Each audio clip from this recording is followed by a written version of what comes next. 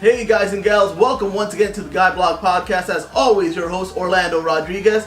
Today we're going to be talking about Jon Jones, the UFC, and USADA. I'm not going to be talking shit about Jon Jones. We're going to focus on the UFC and USADA's credibility today. Guys, gals, let's talk MMA.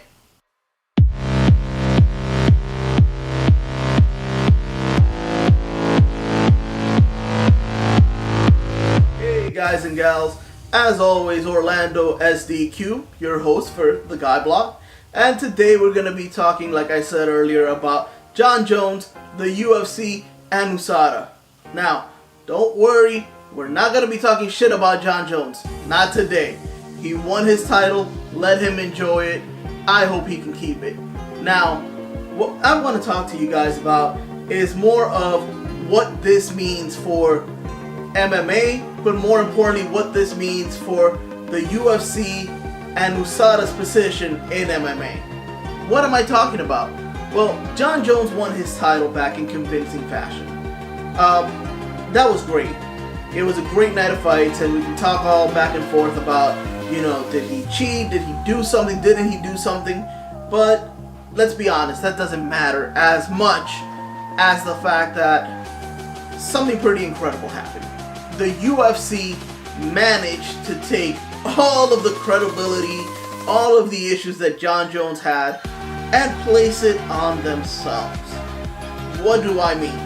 What I mean with this is, before we had a credibility issue with Jon.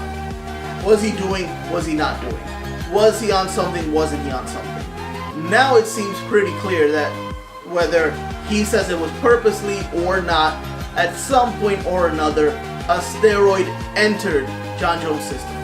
That's what I'm saying. So a steroid, oral turinabol, entered his system at one point or another. That cannot be disputed because what he failed or did not fail, because the UFC doesn't want to call it that, USADA doesn't want to call it that, Jeff Nowitzki doesn't want to call it a fail.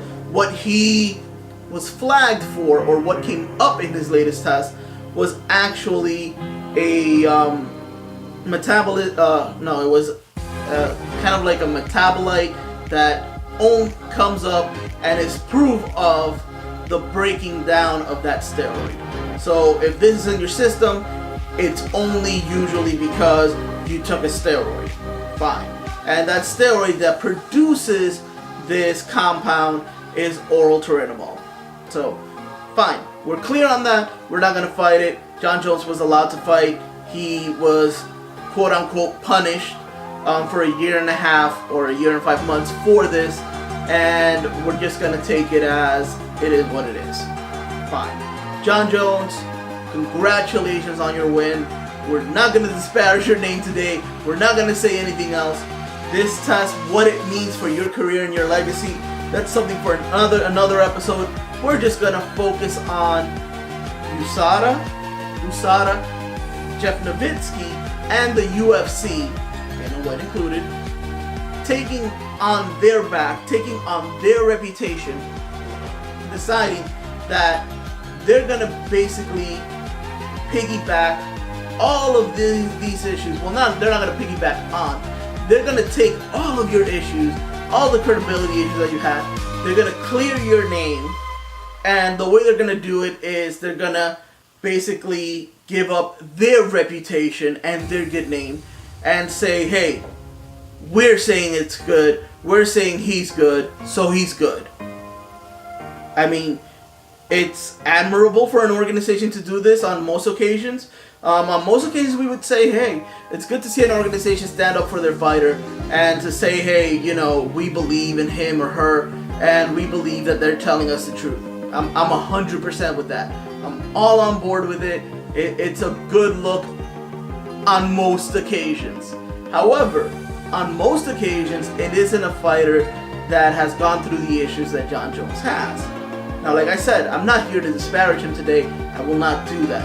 I am just saying if we go as a generic fighter, doesn't matter, fighter X has had multiple issues that have affected his credibility, his or her credibility. And the organization has a fight that fighter X is headlining. And for this fight, we find out that, this fighter was flagged, or it came up in one of their tests that they had an issue. A metabolite, a compound, something was found that had to do with the same steroid or, whatever was found in his system previously that caused him to fail a test. Well, a lot of red flags come up. But the fact that the organization says, hey, no. We contracted USADA just for this. USADA has proved to us beyond a shadow of a doubt that this is not what they're calling a new ingestion. First of all, we're gonna say that he did not take the drug again. First, because he told us that he didn't, and second, because the science proves that he couldn't have taken another compound. This is what they're saying. Second, or third, because I get confused, we're also gonna say that this, even if he did take it, that it gave him no advantage. Nothing. There's nothing that this did for him that could have improved his performance or her performance. Okay, well, I always, am skeptical, and I want you guys to know that I am not an expert. I go off of logic. It's very strange when somebody tells you, I didn't do this, but if I did this, did anything negative come from it?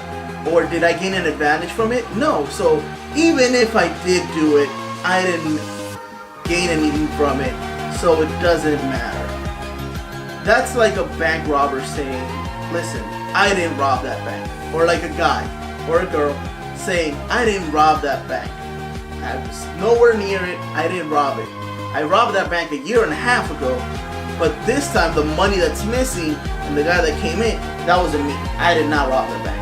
But, really the money that's missing has been missing for a year and a half. And, I didn't earn anything from this on this occasion. So even if it was me in the bank trying to rob it again, I didn't get any money. So the guy that robbed it, the girl that robbed it, didn't get any money. So what's the harm? And it's like, the law doesn't work like that. You robbed the bank. Whether you went out with $5, you went out with $15, or you went out with $50,000. Or you robbed the bank a year and a half ago, but we just found out about some extra money you stole. It's very difficult, and I don't know what the law is, but it sounds fishy to say, hey, since no gain, no pain, right? Since I didn't gain anything, there's no pain to you. Oh, okay, but you said you didn't do it. So that's strange. Now, to help people like myself that are not as educated, making my point, not as educated on the subject matter, Jeff Nowitzki from the UFC went on the Joe Rogan podcast to clear all this up for us. And did he? Sort of. Why do I say, sort of? Because Jeff Nowitzki was a little confusing. And it wasn't about the science. It was more about what he did know and what he didn't know. Jeff Nowitzki went on the Joe Rogan podcast and talked to us about, and Jeff Nowitzki, for those that don't know, Nowitzki, the Golden Snitch. If you follow Brendan Schaub, if you follow Joe Rogan, the Golden Snitch. The guy that's in charge of basically talking about, every failed test, finding out what fighters are doing. When they're taking anything illegal or whether they made a mistake, getting to the bottom of things. That's his job. Well, Jeff Nowitzki went to the Joe Rogan podcast.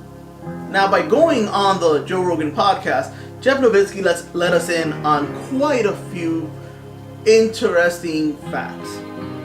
Fact number one that was interesting was explaining the whole of everything of why it's not a failed test. It was very interesting into finding out what pulsing is, that it is occurring in other sports. Apparently somebody or a scientific group that manages these things for another major league sport is seeing the same thing. I'm gonna say maybe the NFL, maybe the NBA, MLB, those are the big three. Could be soccer or something else, but the big boys that usually do something are in the NFL and in MLB. So it's probably one of those. They're seeing the same thing. They're seeing pulsing. Okay, very strange then the UFC, according to Nowitzki, has only seen 2 cases of pulsing, which is with a brand new fighter from Dana White's Contender Series and Jon Jones. So that was surprising because we've never heard of pulsing. But okay, we're taking Jeff Nowitzki at his word, and his word is pretty tight. He's built a reputation, and he's, basically putting his reputation on the line by going out there and saying, basically standing up for Jon Jones. And, okay, fine, pulsing, got it. But something else interesting that came out was that pulsing is something where when they test, especially when you go to picogram levels, which is what they found, they can't be exact. So if they tell you that they found 60 picograms, that's close to like a 20 to 40 range. What am I saying 20 to 40? Meaning it could be 60, but that could be anywhere from 60 to 80 to 100. But 60 is what was recorded, but it could have been a bit more, it could have been a little less. Alright, a bit more, a little less. Got it. Now, what that also means is when you find 6 picograms, that could be more, that could be not that much less, but there's something there. Fine. Got it. Now, why is this interesting? Well, first of all, it means that Jon Jones was found with approximately 60 picograms of this substance in his body, but because it's pulsing and because it fluctuates, you could find 60, right? And that 60 could actually be 80 or 100, but that 60 could also be 40, like it could fluctuate a lot. And what that means is that if you test them right away, or you can test them again a month later, that could go down to 20 or to 10, that could go up to 100. So why is this interesting? Well, it turns out that the most recent failed test that isn't a failed test, the most recent test that was flagged, according to the UFC, wasn't the first one. They had one in August and they had one in September. This is why I am not going after Jon Jones, because this isn't his fault. If he's, being tested, if he did something, he did something. But it's up to the UFC and USADA to catch him. And if they're seeing something that gets flagged in there and nobody's being notified and a fight is being made, and then we find out that there's a third one, that's very strange, but that's not on Jon Jones. He's not in charge of putting this information out there. We go back to the bank robber. It's not his job to go, hey, I robbed that bank and I did it twice and I'm still living off that money. It's not his job. His job is to do what he does. Get ready for a fight, hopefully do nothing wrong, but if he does, USADA is supposed to find out, notify the UFC, and the UFC is supposed to let us, the fans, know that something's up. That's what it's supposed to be. That's not what happened. So there were multiple failures, but it's all a pulsing effect. Pulsing. I don't know. Apparently it is. Let's say that they're right. Okay, cool. It's a pulsing effect. Why wasn't anybody notified about all of this? What I mean with this is that because the original case had to do with the California State Athletic Commission, CSAC, they have all this information. Well, when USADA and the UFC let them know about the latest failure, they only let them know about the latest failure. Meaning the one really close to the fight, and this has to do from this, and it's pulsing, and they explained all the science, Andy Foster knows, everything's good, we're good. Okay. But then it came out in the Joe Rogan podcast that NSAC, because they didn't have the whole story, that they wouldn't, license Jon. That's fair.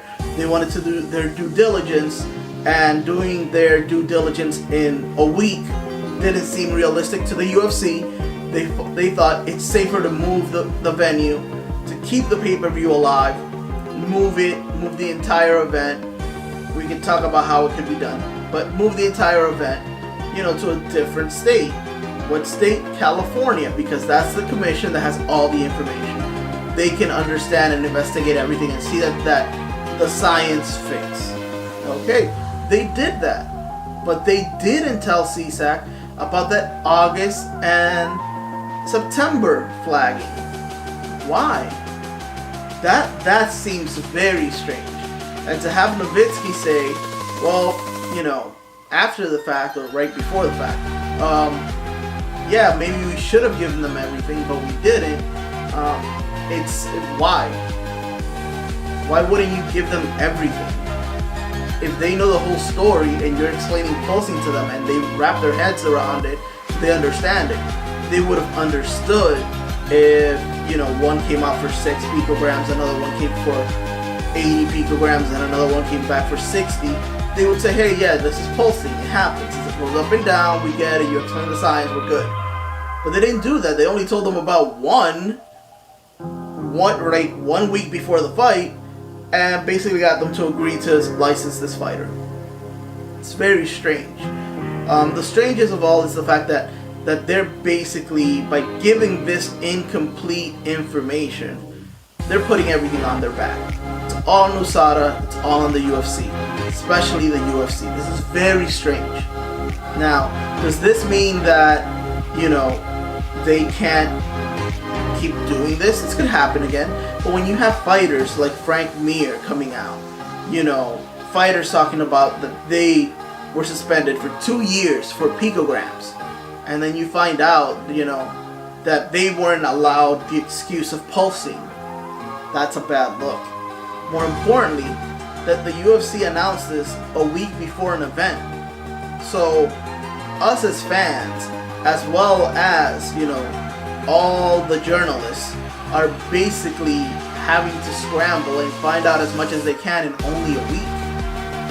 But once the event happens, these journalists are not going to stop finding out more. Now, I am not, I'm just here. I got the Guy blog, I got you guys, I got you gals, and I love doing this. I'll give you the information as I find out. But, when we look to, Ariel Helwani, you go to MMA Fighting, great resource. You go to MMA Junkie, you go to all the good sites, even bjpen.com, and you start seeing what their journalists are finding out, that they have, their finger on the pulse of what's going on in MMA and all of these investigations. They'll find out information as soon as it comes out. Well, if after a week we start getting back information on all the fighters that were not allowed to fight, that were suspended, despite pulsing, that, the excuses that don't hold up. And then we find out about, situations that could have been fixed. Situations that could have been handled differently, but that weren't because there was a hard line. And that hard line doesn't match up to the line that was used on this occasion. That's very strange. And we're going to find out this information. You can't hide it. But what's it going to do? It's going to affect the credibility of the UFC. And it's going to affect it and impact it very negatively. Now, what's the hardest part of all of this?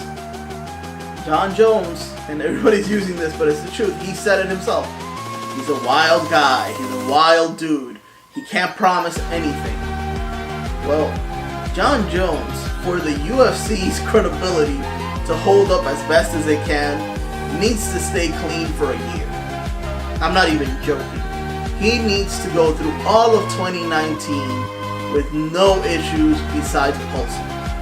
Because if he's flagged for anything else, any little thing, and if the word oral turinabol comes out in any new test, or with any really crazy levels, because even Jeff Nowitzki said, Golden Snitch, he said, hey, these are low levels. Now, if these levels go into the hundreds of picograms or more, then that's really bad.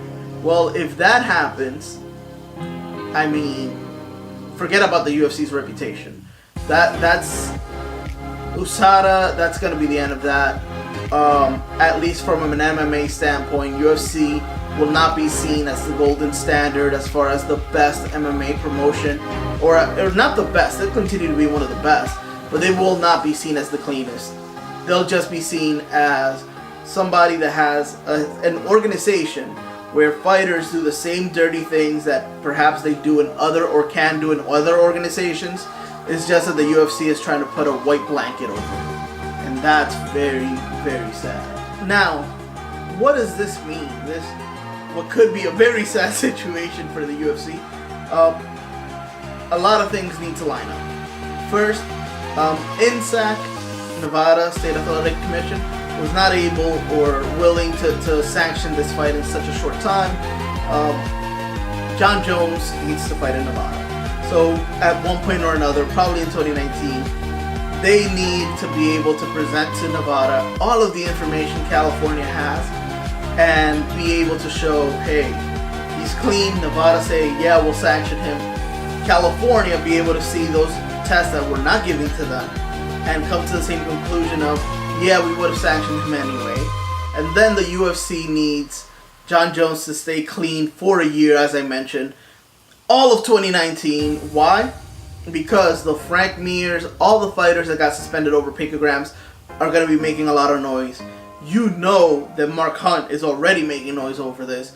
Daniel Cormier, still a champion until March when he decides to retire, if he does, is going to be making noise about Jon Jones because Jon Jones can't keep his name out of Daniel Cormier's mouth, and Daniel Cormier can't keep Jon Jones' name out of his mouth. These two do not stand, cannot stand, will not stand each other, and they will not talk about each other in anything but the most unflattering terms. And that means Jon Jones going personal and talking about DC's family for some reason. As always, Jon Jones talking bad about him, so I'm not going to talk about how his PR moves are just questionable. But DC talking about these failed tests. That's how he views them. The UFC could tell us, yeah, he was flagged, it's something that showed up, but it's not a failed test. Try to spin it as best as you can. You better hope that the science falls in line with your marketing. Because Frank Mir, Mark Hunt, Daniel Cormier, and journalists that find out the right information, whether it matches up or not with you, will be disagreeing with you if it does not match up. So you can market however you want. You can say it's not a fail, but journalists that start talking to scientists, DC and everybody else that have been working with USADA, being tested since forever, they'll be talking about, hey, DC has a lot of Olympic friends. Ben Askren has a lot of Olympic experience, that's meaning that they've been in the USADA pool for the longest. They're not going to shut up about this. And if they have no idea and have never heard of pulsing, they're going to let it be known.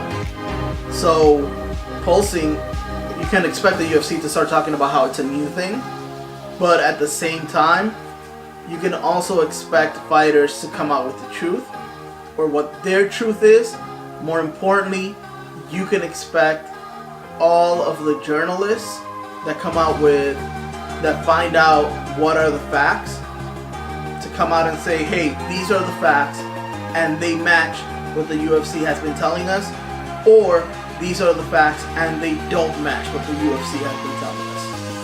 I just find it a very big risk at this point of the UFC lifespan to be taking, this line of risking your reputation for one fighter just because, and this is the reason to everything, money, because they needed that pay-per-view to end the year with some money coming in for the final quarter of 2018. That's why they risked this. Because without that fighter, Jon Jones, headlining, the pay-per-view doesn't sell as much. So that could be the difference between them being in the green or them being in the red for 2018. And I bet that they're just trying to slightly get in the green. And, that's why they risk this. Sometimes it's better to take a loss but not damage the reputation in the long term. The reputation of an organization is a hard thing. And Dana White, who at times on a personal level seems to do a very bad job of how he gets along with some fighters personally and doesn't look out for the best in the business interest when he doesn't like somebody. But Dana White has done a great job in building the UFC, helping build the UFC to what it is today. Most of all with his marketing skills, being able to promote the hell out of every fight and every fighter as the biggest deal going on to the best of his ability. But where does he fail? He has failed with fighters he doesn't like. However, fighters that he doesn't like but is willing to put up with, always the fighters that make him money. And the fact that he might be unwilling to be truthful about a fighter because he brings him money, that could be a problem. Because I have talked a lot, and I will mention this every time I can because that's how I am. But when the Fertittas were there, they looked at the long game. They focused on the long-term plans and picture. They would think, hey, yeah, we might go red for 2018, but the organization will be stronger for it. Dana White doesn't think like that. Dana White thinks of what gets us money now, today, and I'll worry about tomorrow a week from now. That literally is his thing. It's not I'll worry about tomorrow. It's I worry about my money that's coming in today, and I'll worry about tomorrow a week from now. So if tomorrow's shit, I don't care. Talk to me in a week. That's how it is for him. That's how he's been acting since the Fertittas sold the UFC, and we will see what that means for the long-term future of the UFC, their reputation, and everything else. They have new TV deals, they have new TV partners coming in 2019, and that's good, but let's see, because it's not, the landscape isn't the same. We have one championship coming in. You can bet Bellator, one championship is coming into the US market, finally. And Bellator, you can bet they're going to be spending more money to get more of the fighters of the UFC Let's Go, or fighters that just don't want to re-sign with the UFC because they're going to be saying, hey, I fight clean, I like to fight I like to know what type of person I'm fighting. And at Bellator or one championship, I'll know. You know, if I think it's a cheater, well, at least I'll know that. But in the UFC, they tell me that I have to be clean when nobody else is clean. They tell me that I gotta watch out what proteins I drink, but Jon Jones can drink whatever he wants. You know, and what does that mean? That means that when Conor comes back, he can drink whatever he wants because he makes money. Now, again, it's not about disparaging Jon Jones. It's not his job to catch himself. That's the UFC's job. It's not his job to punish himself. That's the UFC's job. If they decide not to do it, or as Dana White has decided, no, it's not our job. That's USADA decides that, and NSAC decides that, and CSAC decides that. Well, the UFC did something very, very on edge, very close to that, you know, going out on a limb, which was NSAC decided we're not gonna license him, and the UFC said, okay, catch you next year. We're gonna move this event to California. So, are you allowing NSAC to do what they do? Because USADA said, hey, he's clear. NSAC said, we don't know. You said, well, I'm not gonna wait for you to know. I'm gonna move to California.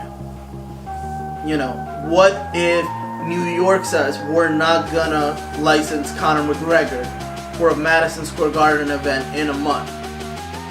So we can expect that Dana White is going to say, no problem, I'm going to move it to Vegas. Vegas says no. Okay, I'll move it to California until he finds a market that will license that fighter. That goes against the point of having USADA. That goes against the point of the UFC saying that they have the ability, when they go to international markets, to be their own regulator, to self-regulate. And it tells us, hey, you know, when a fighter, if Jon Jones, this is the case this time, but if they have future issues with him, they might just not tell us and just take Jon Jones and have him fight on international fight cards. See what's going on there? It's a slippery slope that the best way that the UFC can clean up their own name is hope Jon Jones stays clean for an entire year. I know I've mentioned it already. Hope that he doesn't pop for anything, and then hope to high hopes that the science backs up everything that they've stated, and the journalists that are gonna go digging find out that that's exactly what it is. That the science backs everything up. If that's the case, the UFC is good. If Jon Jones pops after a year, you can say, hey, this is a whole new case, but in 2019, we need this guy to stay clean. Let's hope that's the case, but I want to hear from you guys. Guys, gals, what do you think? Did the UFC seriously damage their reputation by going out on a limb? Did they only kind of damage their reputation by going out on a limb for Jon Jones? Or is this a case of, they needed to make their money, the card was going to happen, I watched it doesn't matter, the reputation is good? Let me know. You can email me, orlando@theguyblog.com, @theguyblog on Twitter, on Instagram, you can message me, or just go to the Facebook page. Just look for facebook.com/guyblog and just let me know. You can message me through there and, let's talk back and forth. I'd love to hear your opinion. As always, take care, talk to you soon, and everybody says this at the beginning of their video, but I want to say it at the end on this one. Subscribe to our video, and somewhere down there, there's a bell that you ring so you find out when a new video comes up. Do that too. If you prefer to listen to all of this on a podcast, you can find us on iTunes or anywhere that you get your podcast. As always, Orlando SDQ for the Guy Blog. Take care, guys, gals. Talk to you soon. Bye.